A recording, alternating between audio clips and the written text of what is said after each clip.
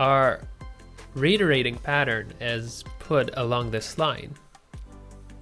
And you should be very careful when making the selection. We detached the selection as an individual object. To make the vase more realistic, let's apply a shell modifier. And then we convert it to editable poly and fix these edges. So I select this polygon and keeping Ctrl pressed, do a double click on this adjacent part. And then we delete this ring section. Click edge selection, select our border and scale it towards the center.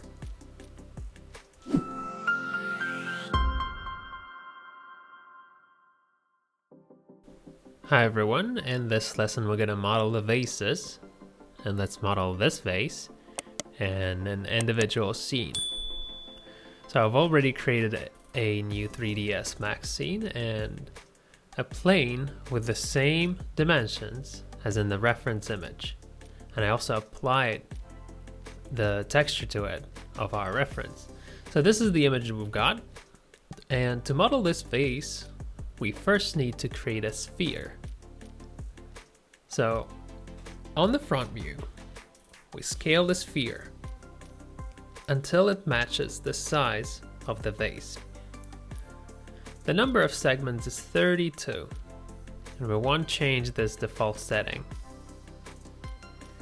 We press Alt X to switch on semi-transparency, convert the sphere to editable poly, and delete the parts that we don't need. Delete this top part and also this bottom part. So it's pretty much symmetrical, so we'll only model a part of it. And then I'll show you how to do the rest fast and easy. Let's take a look at the pattern. It looks like a zigzag. Let's try to reproduce it on front view. Take the cut tool and we cut a pattern like this. Now pay attention that I'm only working with the central part here. We're gonna make one section and then create its copies. Since this sphere is a rotation shape, these patterns repeat themselves, and this means we don't have to model them all. And we only need to make one section. So this is our pattern. It's this segment here. Let's narrow down the neck.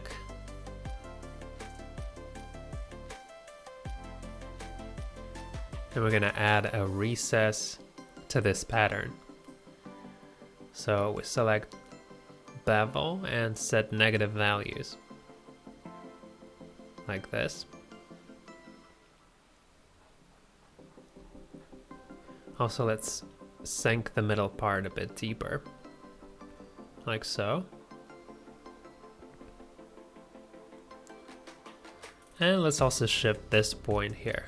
And I'm doing this to just one section. And so then, to create beautiful topology and really smooth surface, we select this edge and click ring, and then connect and shift it here.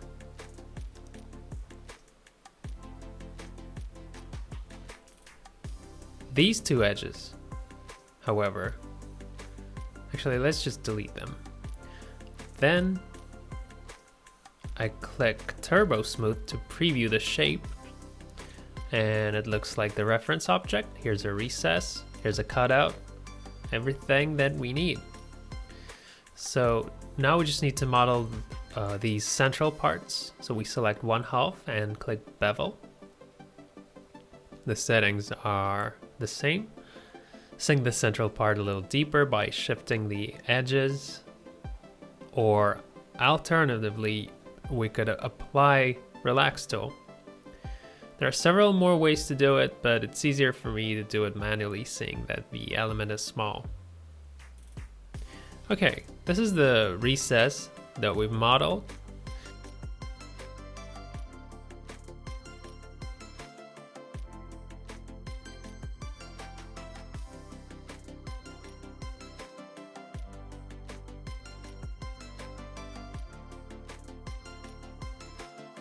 We select edge constraints and adjust the edges until they match.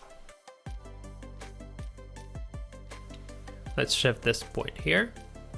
And we're doing this roughly. And later, when we're making copies, we'll wheel these points together using 3D snaps. So this is our shape. It's ready, and we can sink these edges deeper to make the shape look more realistic. Disable edge constraints to model the recess correctly. And then the upper part, let's do the same to this segment here. All right, done. And next, we're gonna apply vertical symmetry. Symmetry modifier mirrors this part downwards. And then we convert objects to editable poly. And next we need to cut out a segment that will repeat itself in a circle. Select all the polygons of this segment. Pay attention where it begins and where it ends. This straight vertical line is its beginning and its end. Our reiterating pattern is put along this line. And you should be very careful when making the selection. We detach the selection as an individual object. And let's call it section. Okay, move the shape to this side because it's in the way.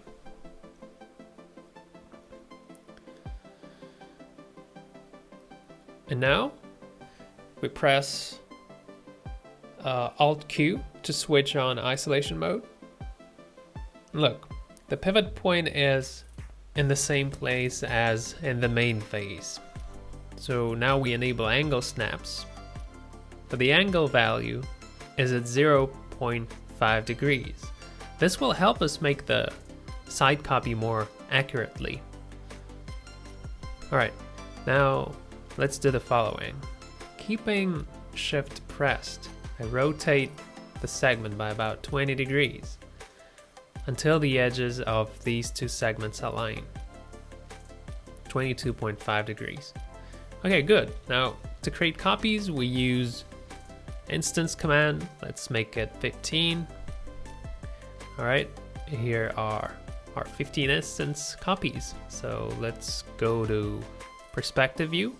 And now we need to shift the points so that they match the points of the adjacent segments.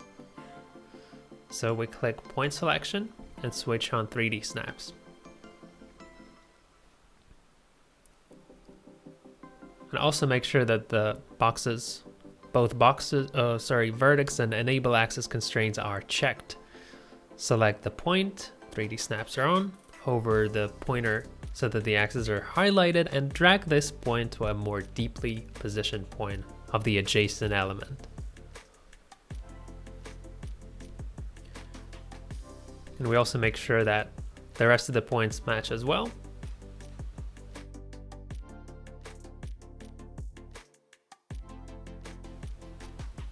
All right, now the object looks seamless. We're gonna convert all the elements to editable poly, attach and weld them together.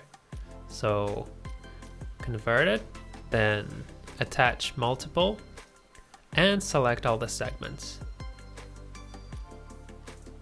Now we have a solid object that consists of multiple elements. Next, we select all the points and click weld. Look at the number of points displayed here.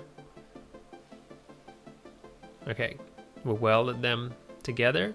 Then we click border to make sure there are no gaps. Some points have not been welded. See these red gaps here. On side view, we select the unweld points and let's increase the weld value a little bit. Then click border to do another check. And it seems that everything looks fine. We disable isolation mode and click turbo smooth. Face looks like the one in the reference image. To make the vase more realistic, let's apply shell modifier. And then we convert it to editable poly and fix these edges. Select the edge, click ring, connect, and enter 2 here. And then again, this edge, ring, connect, and move them closer to the rim. That's enough. After applying Turbo Smooth, we've got a vase neck like this. Now let's model the other one.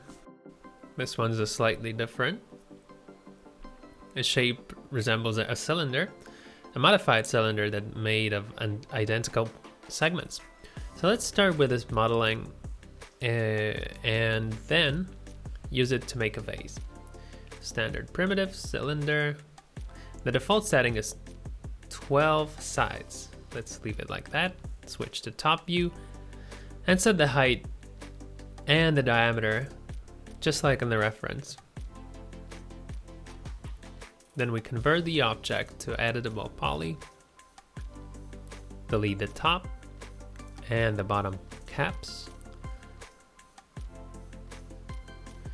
Since the shape is truncated, we take some of the points and modify them, building this curved sort of line.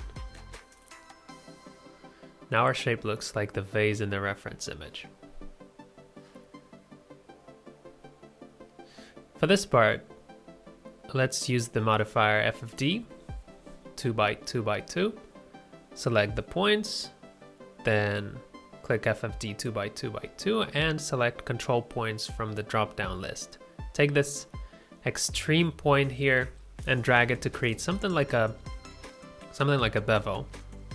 Then convert it to editable poly.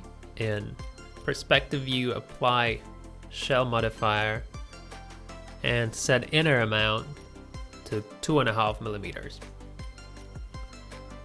Okay, now we convert to poly to collapse modifier stack. The top rim is rather sharp, so let's add a fixing edge.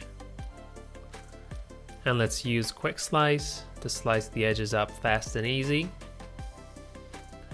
We also apply a quick slice in the lower part and then select edges and click connect. And now we have a small fixing edge at the top and at the bottom. Let's go to perspective view and let's go ahead and fill up this space.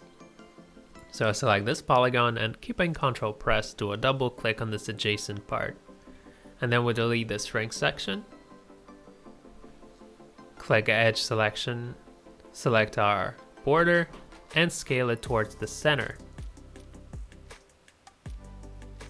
Let's lift it for easier access. Click cap and connect the points to get a square topology.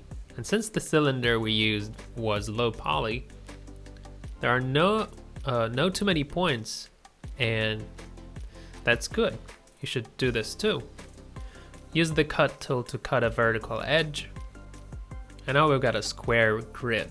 Select all these polygons and click relax to smooth them out. At the same time, I make sure that the sphere doesn't stand out from the rest of the object. Something like this. And next we adjust the adjacent points a little bit more to make the shape look softer. Next, apply Turbo Smooth and the element matches the reference base. Now let's do the same here. We can lift it to make the recess deeper, but in general the shape looks good. So now we need to copy to model the vase. Let's go back to low poly without using Turbo Smooth modifier. Select Effect Pivot Only. And shift the element to the center of the vase. On top view, I switched on Rotate tool and Angle Snaps. And keeping Shift pressed, rotate the element by 36 degrees. You can make it 30 or 40 degrees if you want. 36, fine. This means that we'll get ourselves 10 instances, and we have one already, so I enter 9. Looks pretty much like the reference. Now we need to attach these instances. Pick the point through which they can be easily attached, and delete the polygons there. Those are back polygons. Select this part, and then remove the selection from the side. Let's switch on isolation mode. Look what we've got. This is our selection. I delete it and switch off isolation mode.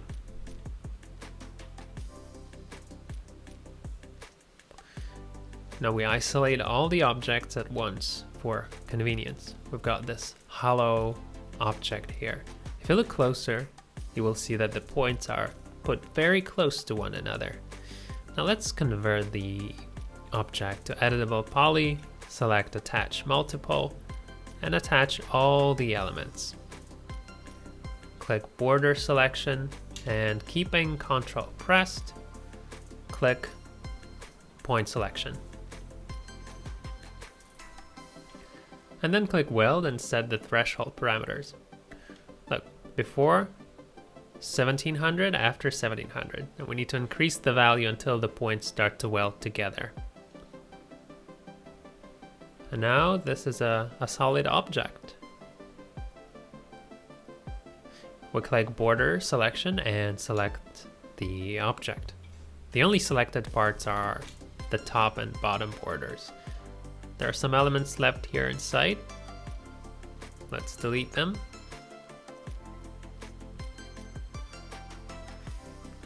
With Shift pressed, we scale the top part of the model. And this is how we do the neck.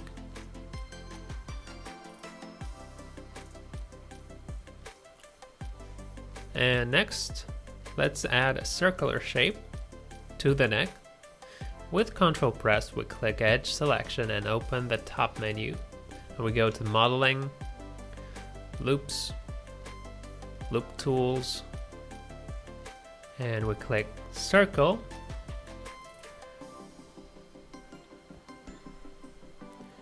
And next we scale the circle radius, keeping Shift pressed to add another edge, and then stretch it down.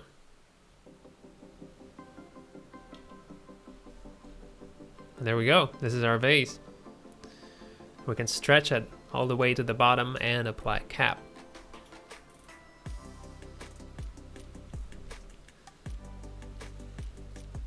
Then we click End Set to add an edge ring to this polygon.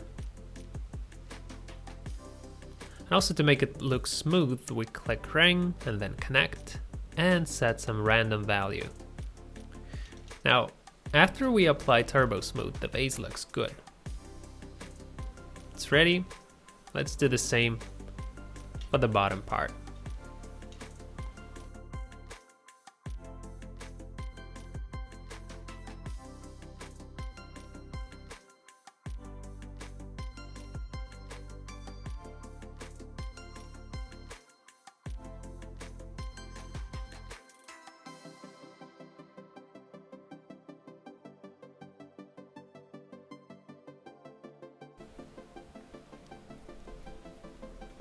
All right, let's fit them into our scene.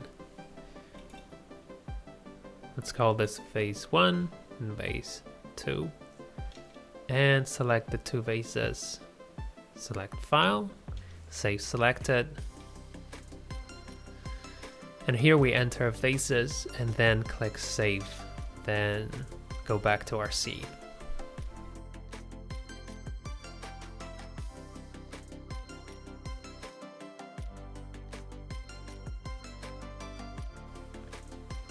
Head over to File, Import and Merge.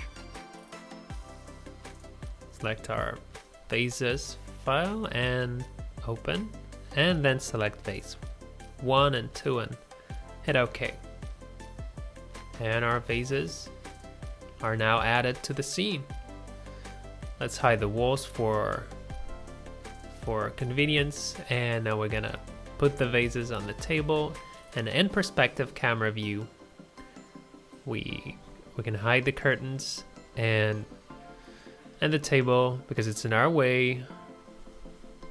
Let's also remove Turbo Smooth from here and put the vase so that its bottom matches the bottom of the reference vase.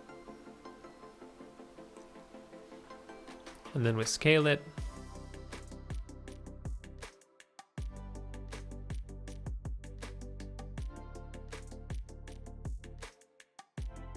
And finally, we're going to apply Reset X Form to reset all the transformation that we've made. Let's head over to this last tab here, Reset X Form, and Reset Selected. And this is our modifier. Convert the vase to poly, and the modifier is gone. We'll do the same for the other one. Reset Selected, convert to poly. All right, good. Now we have two vases in the scene, and we can apply Turbo Smooth, 1 and 2. And the next lesson will be modeling other objects. Thanks for watching. We'll see you then.